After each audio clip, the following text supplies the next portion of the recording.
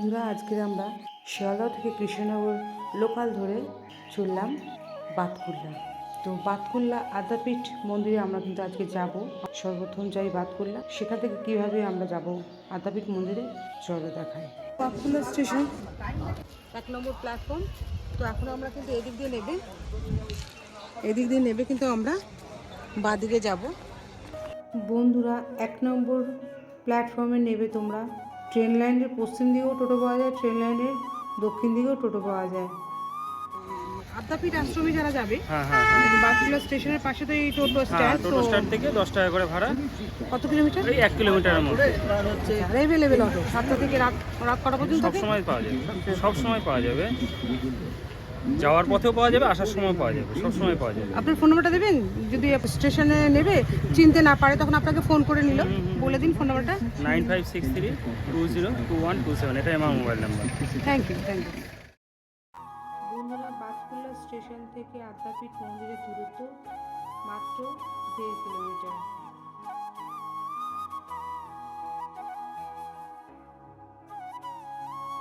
Batkulla station থেকে কিন্তু তোমার ডান দিকে আসতে হবে। ডান দিকে এসে তোমরা টোটো ধরবে। টোটো ধরলে কিন্তু টোটোওয়ালা মাথা পিছু 10 টাকা নেবে।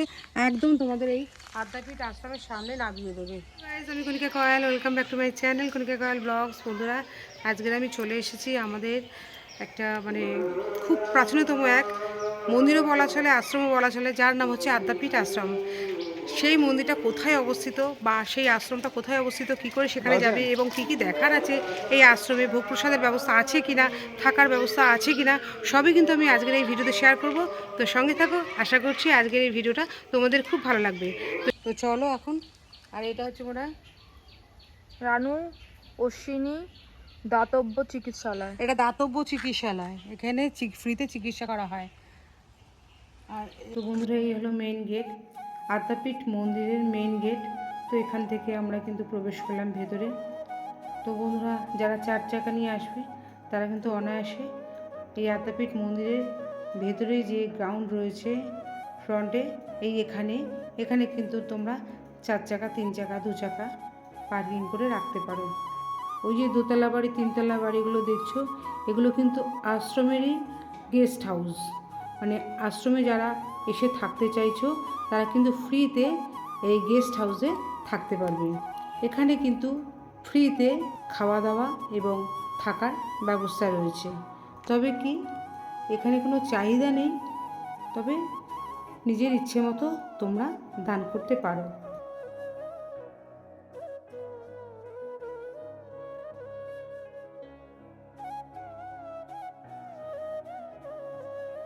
এই আশ্রম কার্যালয়, এটা কিন্তু নানান রকম তথ্য জানতে হলে তোমাদের এখানে আসতে হবে, কথা বলতে হবে।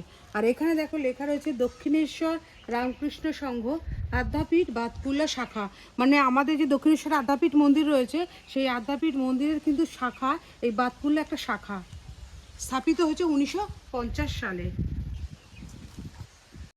বন্ধুরা, এই বাতকুল্লা আদ্যাপীঠ মন্দিরের প্রতিষ্ঠাতা হচ্ছে ইনি হেমন্ত ভাই।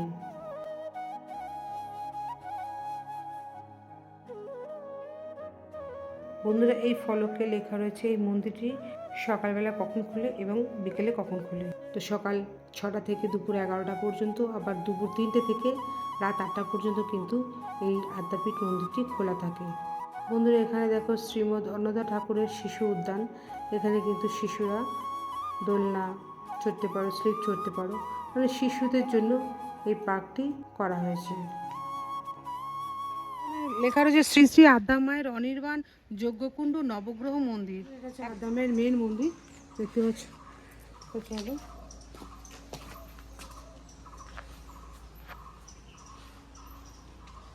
আর এখানে দেখো না, গুরুদেবের কিন্তু এই যে রয়েছে শ্রী অন্নদা ঠাকুর। বন্ধুরা, অন্নদা ঠাকুর এই 12 জন শিষ্য নিয়ে কিন্তু দক্ষিণেশ্বরের মন্দিরের পাশে আদ্যাপীঠ মন্দিরটি প্রতিষ্ঠা করেছিলেন। বন্ধুরা, ইনি হলেন অন্নদা ঠাকুরের বউ মণিকুন্তলা দেবী।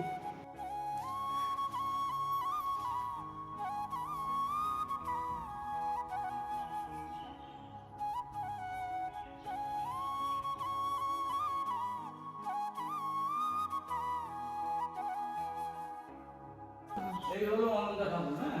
আচ্ছা এই শঙ্করগুরু লেখা আছে, শঙ্করগুরু শ্রীমৎ অনন্তা ঠাকুর। বন্ধুরা, ইনি হলেন অন্নদা ঠাকুর।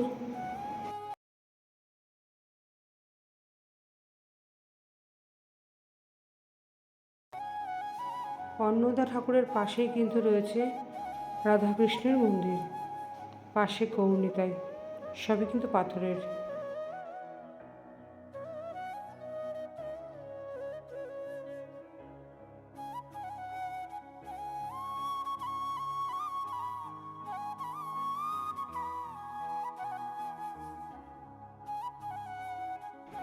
বন্ধুরা, আর এই পাশের মন্দিরটায় রয়েছে তারা মা আর বামা খ্যাপার মূর্তি, আর এই পাশে রয়েছে মায়ের চরণ পাদুকা পাথরের।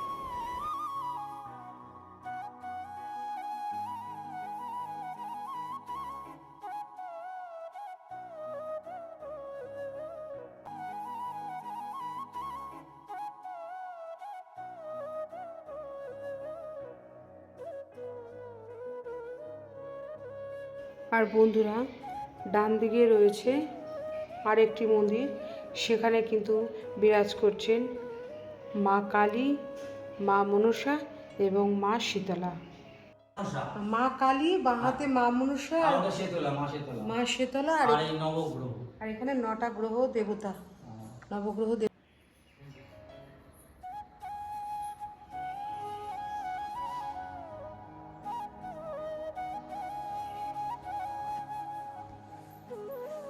এটা হলো যজ্ঞকুণ্ড।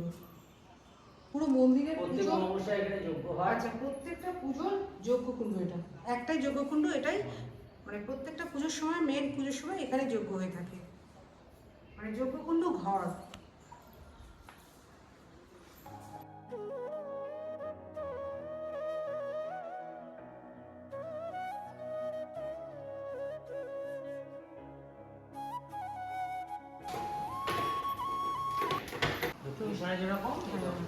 দেখো বন্ধুরা, আমাদের দক্ষিণেশ্বরের আদ্যা মন্দির যে রূপে কিন্তু মা সাজানো রয়েছে, ওপরে রাধাকৃষ্ণ, মধ্যেখানে আদ্যা মা, নিচে বাবা রামকৃষ্ণ পরমহংসদেব, এখানে কিন্তু সেম, মানে তোমার মনেই হবে যে আমরা দক্ষিণেশ্বরের পাশে যে আদ্যা মায়ের মন্দির, সেখানে আমরা দাঁড়িয়ে আছি।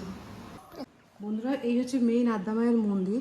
তো এই মন্দিরের ডান দিকে রয়েছে 6টা শিবলিঙ্গ, আর বাম দিকে রয়েছে 6টা শিবলিঙ্গ, টোটাল 12টা জ্যোতির্লিঙ্গ রয়েছে। তো চলো প্রথম থেকে দেখাই।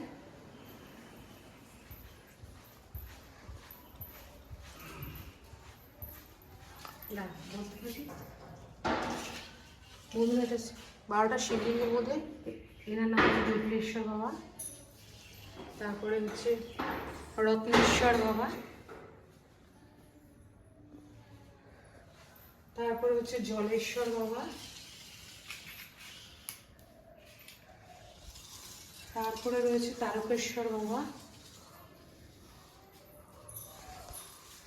তারপরে রয়েছে মহাভৈরব বাবা, তারপরে রয়েছে রুদ্রেশ্বর বাবা, এটা হচ্ছে জগদীশ্বর বাবা, এটা হচ্ছে নকুলেশ্বর বাবা, এটা হচ্ছে নাগেশ্বর বাবা, এটা হচ্ছে মহেশ্বর বাবা, এটা হচ্ছে অমরেশ্বর বাবা, আর এটা হচ্ছে পশুপতিশ্বর বাবা। মানে একই মন্দিরে আমরা কিন্তু 12টা শিবলিঙ্গ দর্শন করতে পারছি।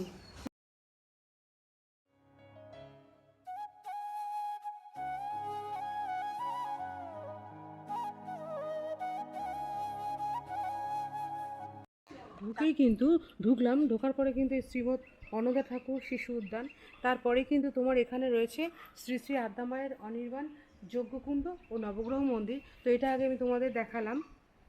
এরপরে ঠিক উল্টো দিকেই আছে কিন্তু এটা হচ্ছে মহারাজ, আমাদের যে এই মন্দিরের যে মহারাজ ছিলেন, মানে যিনি এই মন্দিরের প্রতিষ্ঠাতা, শ্রী সুব্রত ভাই, তো ওনার কিন্তু এখানে শয়নকক্ষ রয়েছে, এখানে উনি ধ্যান করতেন, এবং এখানে মা রয়েছে, জগদ্ধাত্রী মা, আদ্যা মা, সেগুলো দর্শন করায়।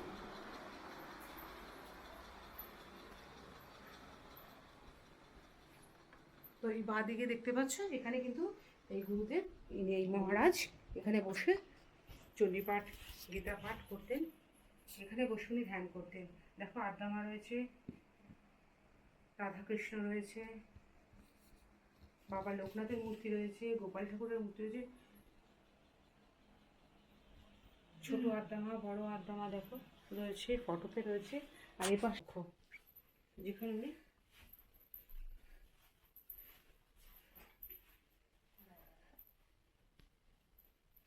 উনি ওনার গুরুদেবের শয়ন কক্ষ। তো চলো বন্ধুরা, এবারে তোমাদের দেখাই মা জগদ্ধাত্রীকে। এই হলো বন্ধুরা লাল রঙের মা জগদ্ধাত্রী।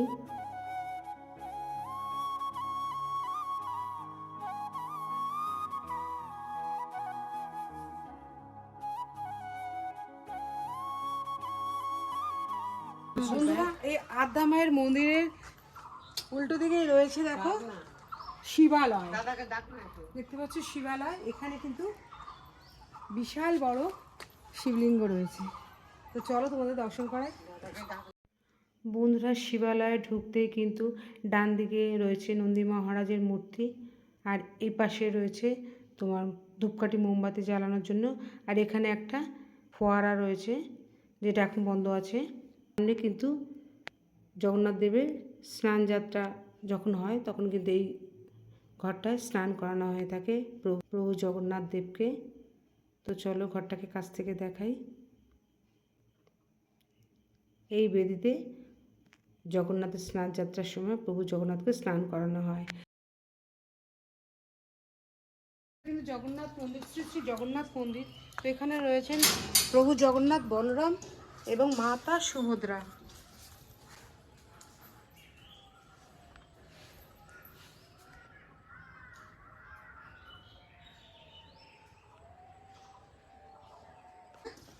পিতলের না, বন্ধুরা রথের সময় এই রথটা কিন্তু সাজিয়ে বার করা হয়। রথ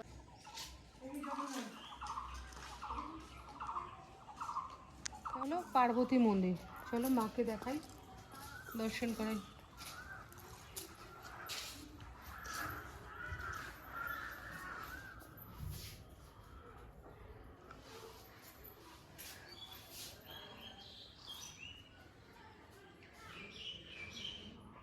মা দুর্গা, দুধারে দেখো চারটি সন্তান, মা লক্ষ্মী, মা সরস্বতী, বাবা কার্তিক, বাবা গণেশ। আর ও পাশে রয়েছে তারা মা, কালী মা, রক্ষা কালী মা রয়েছে। এটা কিন্তু বিশাল বড়, মানে আমি এত ভিডিও, এত মন্দির করেছি শিব মন্দির, এরকম বড় আমি শিব ঠাকুর, মানে শিবলিঙ্গ কোথাও দর্শন করিনি। তো চলো প্রায় মানে দুতলা টপকে গেছে, মানে আড়াইতলা তিনতলা বাড়ির সমান কিন্তু। তো চলো দর্শন করাই। নিচে ভোলে বাবার মূর্তি রয়েছে, আর এই সিঁড়ি দিয়ে উঠে কিন্তু আমরা শিবলিঙ্গ দর্শন করব। ভক্তরা নীলের বাতি, শিবরাত্রি বা অন্য সময় প্রত্যেক সোমবার বা শ্রাবণ মাসে বাবার মাথায় জল ঢালবে, তখন কিন্তু এই সিঁড়ি দিয়ে উঠে তাদের জল নিয়ে উঠতে হয়। তো চলো কাছ থেকে দেখাচ্ছি।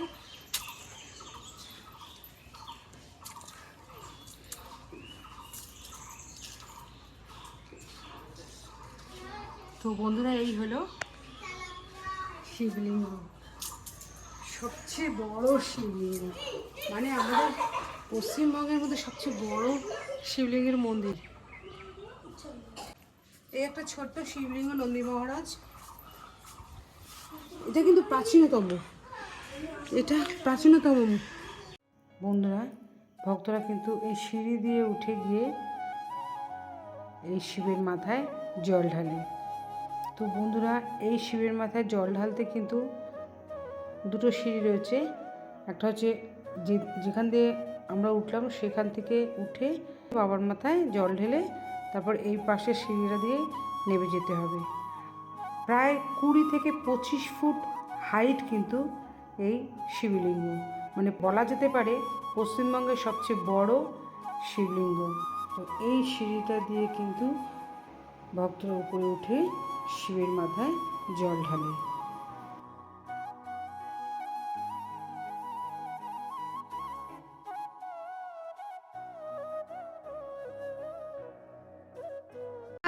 এই শিবলিঙ্গে কিন্তু শ্রাবণ মাসের শেষ সোমবার যারা তারকেশ্বর যেতে পারে না সেই ভক্তরা কিন্তু গঙ্গা থেকে জল নিয়ে এসে, গঙ্গা থেকে মানে এখানে একটা গঙ্গা ফুলিয়া ফুলিয়া যে গঙ্গা রয়েছে সেই গঙ্গা থেকে জল নিয়ে এসে প্রায় 15 থেকে মানে 16,000 ভক্ত প্রায় মানে তারও বেশি, তারা কিন্তু এখানে এসে এই শিবের মাথায় জল ঢালে। আর এই যে সিঁড়ি দিয়ে উঠে যে বাবার মাথায় জল ঢালে সেই জল কিন্তু এইখানে এসে পড়ে, ওই জল কিন্তু এখানে এসে পড়ে। বন্ধুরা, এই শিব মন্দিরের বাম দিকে কিন্তু রয়েছে শ্রীমৎ অন্নদা ঠাকুরের অন্যতম পার্ষদ ব্রহ্মচারী নিরঞ্জন ভাইয়ের স্মৃতি মন্দির। লোকনাথ বাবা ছিলেন, লোকনাথ ব্রহ্মচারী, এটা বালক ব্রহ্মচারী, ঠিক আছে। আচ্ছা, এইটা যার আশ্রম যে ব্রহ্মচারী সুব্রত ভাই, যে তার ছবি, তার গুরু হলো নিরঞ্জন ভাই। আচ্ছা, হ্যাঁ, আর ওই অন্নদা ঠাকুর মা। আর ওই যে উনি কি ওয়াইফ? হ্যাঁ হ্যাঁ, কুন্তলা দেবী।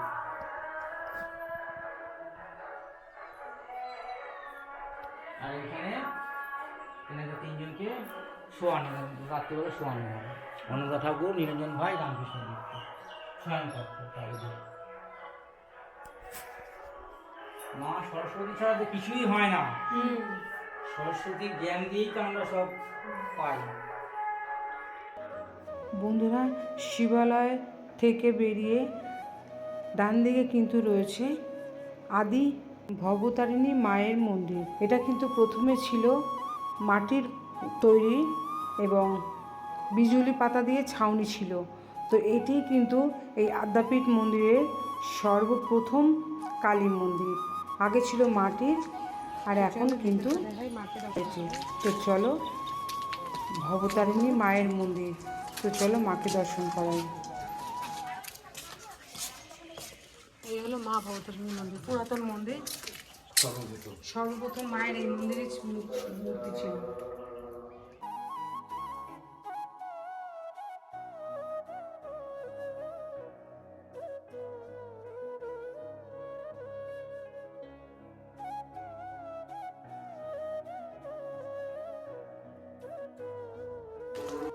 বন্ধুরা, এই ঘরগুলোতে কিন্তু আগে গুরুদেবেরা শুতেন। তো বর্তমানে কিন্তু এখন ওই শিবালয়ে যে মন্দিরটা দেখালাম, পাকা মন্দিরটা, ওখানে কিন্তু বর্তমানে গুরুদেবের ঘরগুলো পাকা করেছে। এখানে বন্ধুরা, এখানে কিন্তু যে গুরুদেবের ঘরগুলো দেখালাম, তারা কিন্তু প্রথমে এখানেই থাকতেন, এখানে মাটির ঘর ছিল।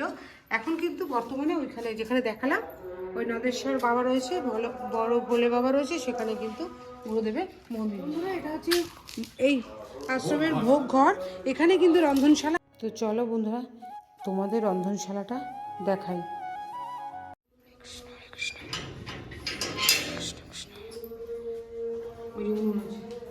বন্ধুরা, দেখতে পাচ্ছ এখানে কিন্তু রান্না হয়ে থাকে, দেখতে পাচ্ছ। হ্যাঁ, এই দেখো উনুন রয়েছে, তো দেখতে পাচ্ছ সিমেন্টের উনুন, ইট দিয়ে করেছে, ইট সিমেন্ট দিয়ে করেছে। কড়াই আর একটা বাসনপত্র। তো চলো বন্ধুরা, এখন আমরা ভোগ প্রসাদ খেয়ে নিই।